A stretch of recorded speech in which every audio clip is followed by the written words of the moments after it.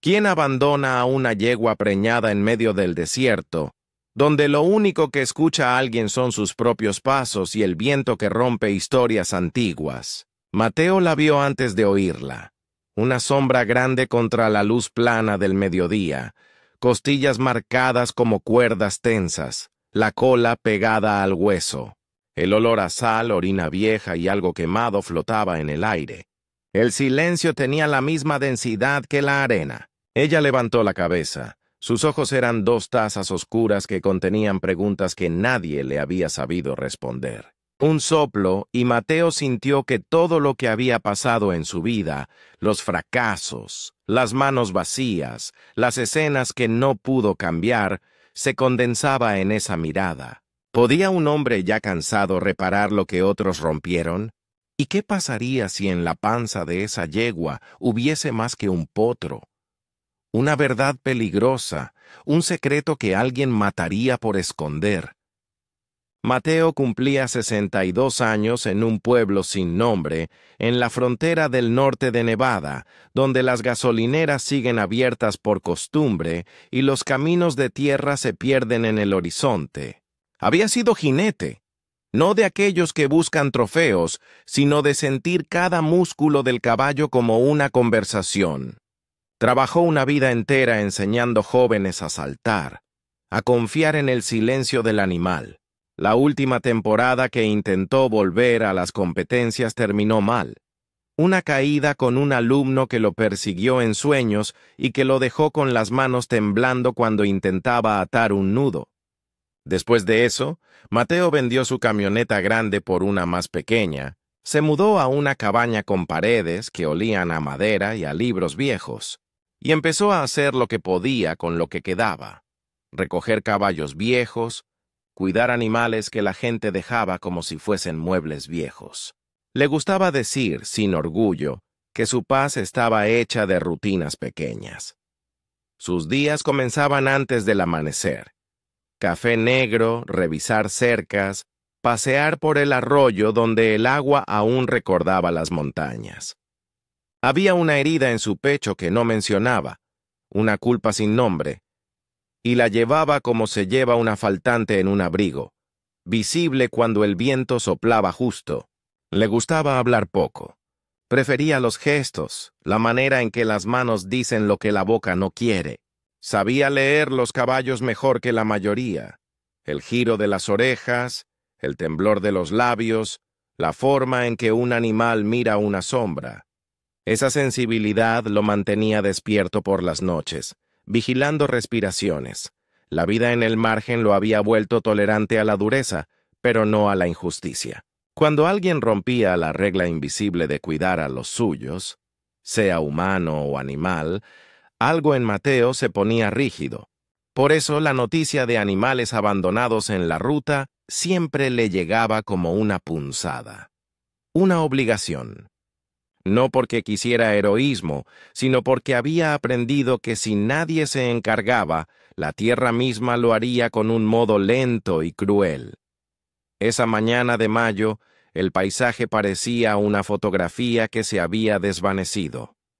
El sol colgaba como una moneda caliente sobre la piel del mundo. Iba de regreso de una pequeña feria de hamacas cuando lo vio, a una distancia que le permitió detenerse sin alertarla. La yegua estaba atada a un poste hundido en la arena, el cordel clavándose en su piel, como si alguien hubiera querido asegurarla al abandono. A su lado una caja de cartón aplastada y dos botellas vacías.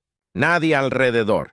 El viento movía el pelo de la yegua en acordes lentos. Mateo dejó el coche, respiró la mezcla de polvo y soledad y se acercó con la calma de quien entiende que los animales definen la honestidad del mundo. La yegua retrocedió apenas lo llamó. No relinchó ni mostró agresión. Su frase de bienvenida fue un estremecimiento corto en el costado, una lengua que se asomó húmeda y luego se escondió. A simple vista se veía preñada. Una panza redonda que tiraba de la piel con la paciencia de un reloj. Tenía además una vieja cicatriz en la cara, una línea blanca desde la nariz hasta la mejilla, como si un alambre hubiese dictado su historia. Mateo tanteó el miedo y la prudencia. Sabía que una yegua asustada podía ser peligrosa para un hombre solo. Le habló en voz baja, como se habla con alguien que parece haber perdido el nombre. La tocó en el cuello. Su pelaje era áspero, caliente. Notó también algo que lo inquietó. Una marca casi invisible en la grupa, un número quemado que parecía un sello de otro tiempo. Intentó desatarla. El nudo cedió con un suspiro y la cuerda cayó, pero la yegua no corrió. Se quedó inmóvil, los ojos pendientes de cualquier movimiento humano. Mateo le ofreció agua de la botella. La yegua bebió con gula y después se dejó caer de rodillas, como si la energía que la obligaba a mantenerse erguida la hubiese abandonado. Respiraba despacio, y dentro de ese latido Mateo oyó algo más. Un golpe, como una patada tenue contra la panza. El potro. El corazón del animal dentro de otro corazón. ¿Quién la había dejado allí y por qué la habían marcado? Llevó a la yegua a la sombra de unas rocas y se quedó a su lado hasta que la tarde cambió de color. Sabía que no podía llevarla a su terreno sin más. La ley en el condado era estricta con animales encontrados y los propietarios, cuando se presentaban, solían ofrecer malas excusas y peores intenciones. De todas formas, la decisión de no dejarla sola fue instantánea. La subió a la parte trasera de su camioneta con dificultad. La yegua cooperó a regañadientes, como quien acepta que el camino será menos duro si se rinde a la necesidad. Mientras la cubría con una manta vieja, Mateo notó que su respiración se hacía más lenta y que el potro dentro se movía con brusquedad. Amaba la vida cuando mostraba su fuerza, pero también conocía la fragilidad. Un potro mal colocado, una fiebre, una noche fría. Esa noche en el pequeño corral que tenía detrás de la cabaña, la yegua no comió mucho. Se acurrucó, y Mateo se sentó en la pala debajo de la luna, observando su pecho subir y bajar. Recordó, como quien saca algo de una caja, la primera vez que vio un potro nacer, la mezcla de asombro y terror, el sonido húmedo que parecía venir del centro del mundo. Su mano tembló cuando puso la palma sobre la panza viva. La yegua no protestó. Dejó su cabeza caer sobre la pared del corral y soltó un gemido bajo. Mateo no pudo dormir. Se quedó observando la luna como si en ella estuviera la respuesta a una pregunta que no había sabido formular. Los días siguientes trajeron complicaciones. Primero, la resistencia de la yegua a cualquier toque. Intentó limpiarle las heridas, darle vitaminas. Ella retrocedía, mostraba sus dientes. No era mala. Estaba rota. Cada intento de acercamiento parecía retroceder 2 pasos. Mateo entendía que esa desconfianza había sido entrenada por manos que le habían enseñado que el ser humano trae dolor.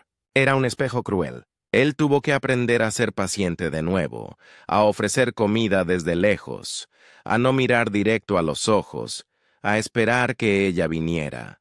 Hubo un pequeño gesto que cambió la dirección de todo. Una mañana, después de días de silencios, la yegua tocó la mejilla de Mateo con su nariz, una caricia breve y fría que dejó en él una huella de ternura y culpa mezcladas. Fue la primera vez que la criatura lo reconoció como alguien que no quería hacerle daño. Poco después, un hombre llegó al pueblo preguntando por la yegua. Se llamaba Harris, dueño de un rancho donde los caballos de carreras terminaban sus días si no servían. Harris tenía una sonrisa que sabía a dinero y una voz que patinaba como una moneda en la mesa. Dijo que la yegua pertenecía a Desert Ridge Stables, un criadero con nombre elegante que pagaba bien a los que callaban. Mateo notó que las manos de Harris buscaban la marca en la grupa de la yegua casi con reverencia. «Eso es una marca vieja, nada que temer», dijo Harris con ligereza. Mateo lo miró y no creyó sus palabras. Había algo en la forma en que Harris evitaba los ojos de la yegua cuando hablaba. ¿Qué relación tenía esa marca con Desert Ridge y qué oscuros secretos guardaba? En la clínica veterinaria más cercana, el veterinario que Mateo conocía desde hace años, un hombre de mirada cansada llamado Ruiz. Hizo pruebas y dijo algo que cortó la habitación en dos. Este potro podría nacer con problemas. La yegua parece haber sufrido maltratos. Hay indicios de mala nutrición en el útero. Las palabras flotaron y se clavaron. Había una sospecha que ahora tenía nombre. Mateo sintió que la cuenta regresiva había empezado. No solo estaba en juego la vida de dos criaturas. La implicación de una instalación poderosa amenazaba con arrastrarlo todo: reputación, dinero, incluso la seguridad de la yegua. Sabía que denunciarlo era fácil de decir y difícil de hacer. Desert Ridge tenía abogados. La política del condado se inclinaba hacia quien llevaba bolsas de dinero. Mateo pensó en la yegua, en su costado marcado, en el potro que insistía por espacio. Pensó en quedarse callado y en lo que costaría callar. Mientras tanto, la yegua empezó a mostrar señales tempranas de parto prematuro, contracciones leves, un brillo en los ojos que parecía contener un mapa de urgencias. Mateo limpió la cuadra, llamó a Ruiz para que lo mantuviera al tanto y empezó a hacer turnos largos, porque sabía que cuando la naturaleza decide acelerar, no espera por papeles ni por permisos. Y allí, en la madrugada de una semana después, cuando el viento empezó a levantarse y las estrellas se ocultaron tras nubes que llegaban como una amenaza, la yegua se erizó como un animal que detecta un peligro humano. Mateo notó que algo aún no cuadraba. En su costado, debajo de la marca, había una pequeña placa metálica semioculta por la suciedad, clavada con un remache. Mateo la limpió con las manos temblando y lo que leyó le heló la sangre. No era un número común. Era un nombre que lo dejó sin aliento y una dirección que señalaba a alguien que nunca se presentaría con buenas intenciones. ¿Qué decía la placa y quién la había puesto allí? Cerró el corral como si pudiera contener el peligro, pero fuera de la puerta, la noche no habló de contenciones. Un motor lejano interrumpió el silencio. Un vehículo que no pertenecía al pueblo. Las luces se movieron en la llanura y se acercaban, como si alguien hubiera decidido que era hora de reclamar lo que él había encontrado. La yegua, sensible al movimiento, tensó su cuello.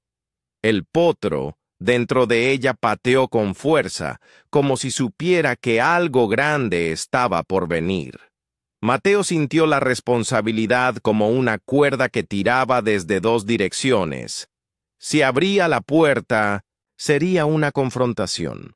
Si la cerraba, sería una traición a la verdad. Respiró, mirando la sombra de la carretera que se acercaba. Afuera, el motor se apagó y los pasos en la grava comenzaron a acercarse hacia el corral. Una luz.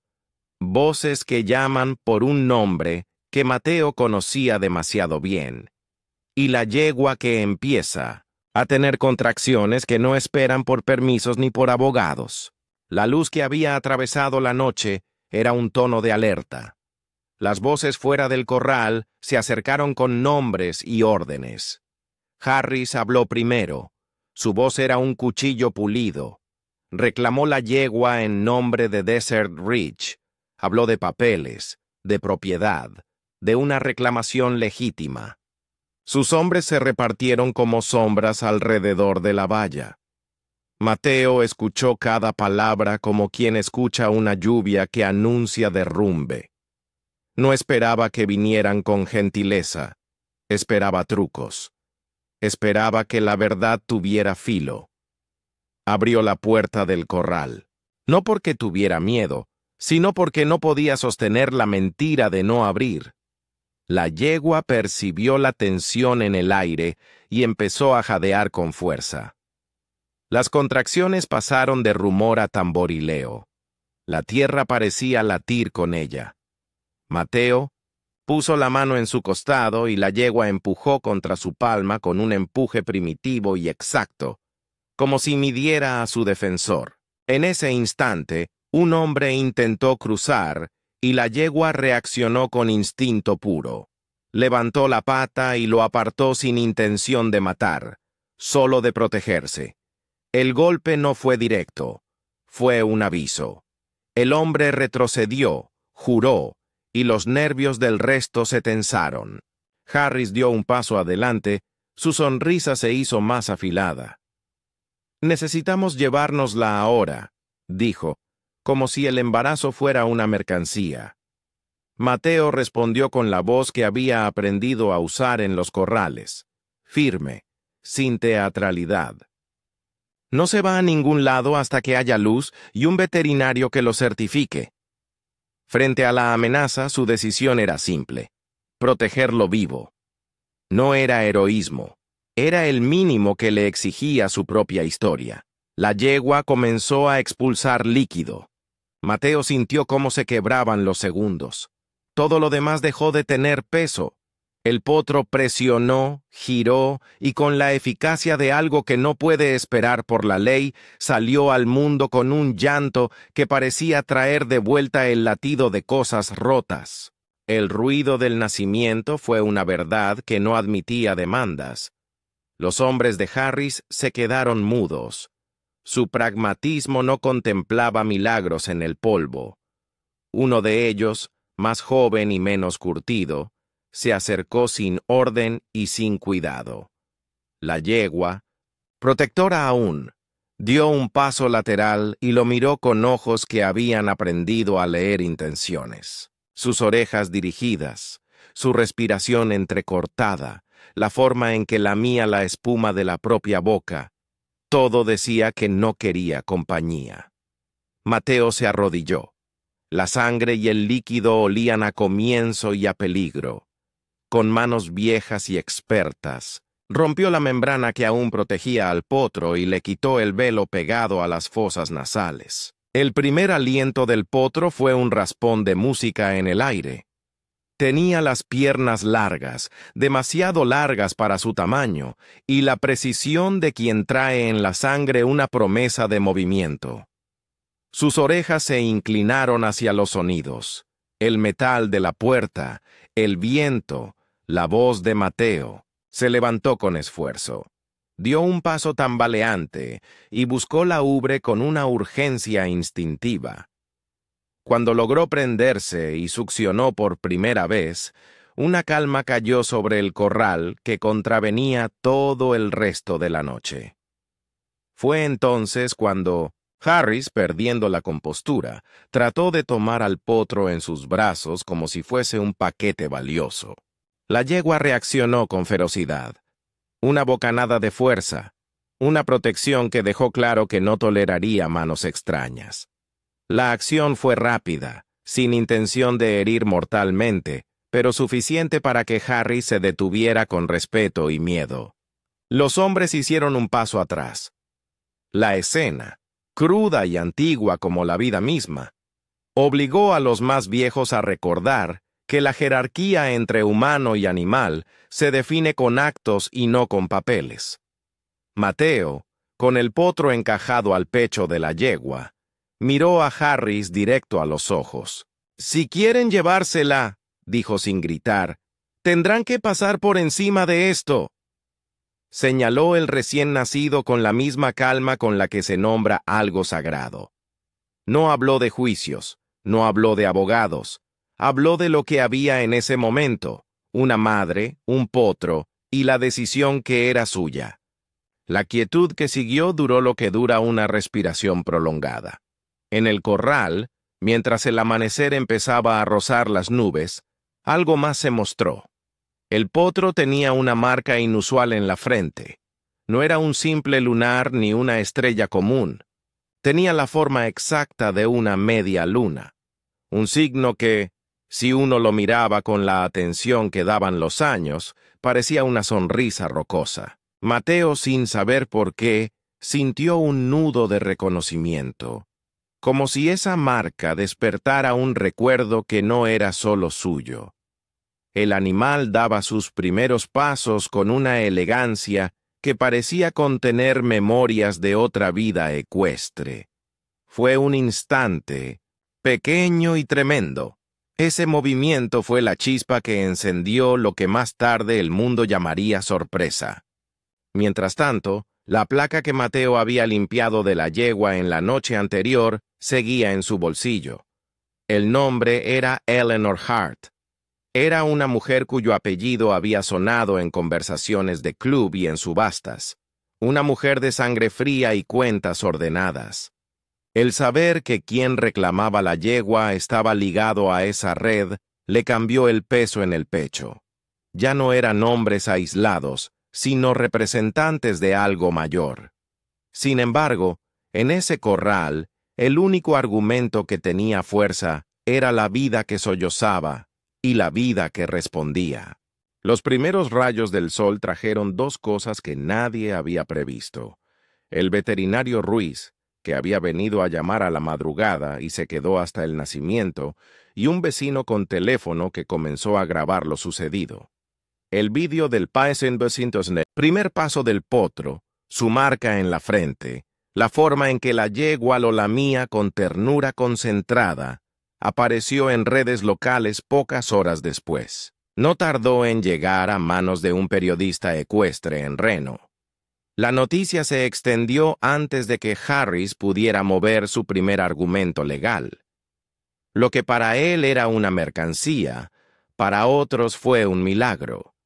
La imagen del pequeño potro erguido, con las patas aún temblorosas y la mirada firme de Mateo, empezó a circular con una mezcla de asombro y ternura. Y en el laberinto invisible de fotos y videos, alguien notó la marca en la grupa de la madre, la placa con el nombre de Eleanor Hart, y el rumor se volvió investigación. Cerrando la noche de la confrontación, Harris se fue con promesas en los labios y amenazas que no llegaron a más. Se marchó porque la vida recién nacida reclama una atención que los cómplices del dinero no podían sostener en el instante. No era una derrota legal, fue un retroceso táctico. Mateo se quedó con la yegua, con el potro y con algo que hacía tiempo no poseía, la certeza de haber actuado bien. Con el sol, llegaron las consecuencias más previsibles y las menos. La veterinaria municipal tomó muestras, dejó recetas y habló con nombre y apellido sobre cuidados intensos. Antibióticos, control de temperatura, alimentación frecuente. Ruiz redactó un informe que hablaba de maltrato fetal y de negligencia. El video viral hizo lo suyo. El público mostró afecto. Algunos enviaron donaciones. Otros escribieron mensajes de indignación contra Desert Ridge. El rancho, que había operado en sombras, empezó a sentir el calor de la atención. Y, en las semanas que siguieron, la comunidad mostró rostros que la noticia antes había dejado escondidos. Había quien recordaba a potros vendidos demasiado pronto, a potrancas desaparecidas, a contratos firmados con la promesa de gloria y el final de abandono. Vecinos testificaron contra prácticas del criadero, transporte nocturno sin luz, marcas extrañas en los animales, cuentas que no cerraban. Las fotografías ampliadas de la placa en la yegua ayudaron a los periodistas a seguir una pista que antes nadie quería seguir. Eleanor Hart, por su parte, emitió comunicados que sonaban a legalismo. Negó mala praxis y habló de procedimientos estandarizados. Sus palabras no lidiaban con el olor a parto en un corral, ni con la mirada de un hombre que no buscaba símbolos sino la vida. El potro, cuyo primer nombre fue nombrado por consenso entre Mateo y el pequeño grupo que se había congregado para ayudar, mostró desde sus primeros días una serenidad que desmentía cualquier pronóstico pesimista. Su andar temprano ya mostraba un compás extra. No era solo un paso correcto, era una promesa de equilibrio y resistencia. Los veteranos que vinieron a verlo, gente que había vivido rodeada de caballos desde siempre, hablaron en susurros de una cosa difícil de encuadrar. «Tiene la cadencia del viejo Rayo», dijo uno, con voz quebrada. «Y la sangre para aguantar», añadió otro. Palabras así circularon como pequeñas banderas hasta llegar a oídos de criadores y jinetes que vieron en ese potro algo que la mera economía no puede fabricar: corazón. Por su parte, Mateo sintió cómo su propia historia se reordenaba. La culpa que llevaba por la caída de aquel alumno, esa sombra que le robaba el sueño, empezó a menguar. Cada vez que el potro se acercaba con curiosidad a sus botas, o cuando la yegua lo observaba con esa dulzura rota que ahora sanaba, Mateo recibía una respuesta que no pedía perdón, pero ofrecía reparación. No fue un arreglo instantáneo, fue un tejido lento, hecho de noches en vela, de manos que enseñaban a sostener una cabeza pequeña, de miradas que recuperaban confianza. Las investigaciones tomaron un curso que no fue limpio ni rápido, pero sí implacable. La presión mediática obligó a inspecciones. Documentos antiguos salieron a la luz, y donde antes había discreción hubo nombres y fechas que no se podían negar. Desert Ridge se defendió con abogados. Algunos empleados optaron por cooperar. Las prácticas que habían sido un rumor se convirtieron en testimonios. Mientras tanto, el potro crecía visible, fuerte, y su nombre, Rayo, nombrado por la memoria de quienes habían jurado que la vida así merecía un nombre que sonara a fuerza, empezó a sonar en círculos que rara vez miraban hacia un corral de frontera. Mateo recibió cartas de agradecimiento y propuestas de compra, no por dinero, por la idea de aquello que representaba Rayo. Algunos ofrecían refugio en establos de lujo. Otros querían estudiarlo por su conformación. Mateo negó la mayoría. No por terquedad, sino por algo que ya no era resistencia a cambiar, sino la certeza de que aquel potro debía tener un comienzo que no fuera una jaula dorada, sino un hogar que conociera una mano honesta. Prometió, y la promesa lo transformó. Los meses fueron curando, y la historia que empezó con abandono terminó en un relato colectivo de rescate y memoria. Rayo creció con paso seguro, con un compás que luego los expertos celebraron como una mezcla de genética y crianza buena. Llegaron pedidos de reproducción, de estudioso interés por su línea de movimiento. Sin embargo, lo que más conmovió fue algo menos medido: la forma en que una comunidad se reorganizó alrededor del cuidado. Vecinos que antes evitaban la implicación empezaron a ofrecer tiempo. Jóvenes aprendieron a currar, a dar medicación, a reconocer un problema antes de que se agravase. La cabaña de Mateo se convirtió en refugio para los que la vida había dejado al borde. Eleanor Hart enfrentó consecuencias que no le arrebataron todo, pero sí la hicieron responder ante preguntas que preferiría esquivar. Desert Ridge tuvo que revisar sus prácticas, y si bien las estructuras de poder no se desmoronaron de la noche a la mañana, la atención pública cambió el equilibrio. Algunos caballos encontraron nuevos hogares. Otros, que ya no tenían remedio, recibieron una despedida más digna. Mateo, sin fanfarrias, siguió con su rutina: café antes del amanecer, revisar cercas, cuidar el corral.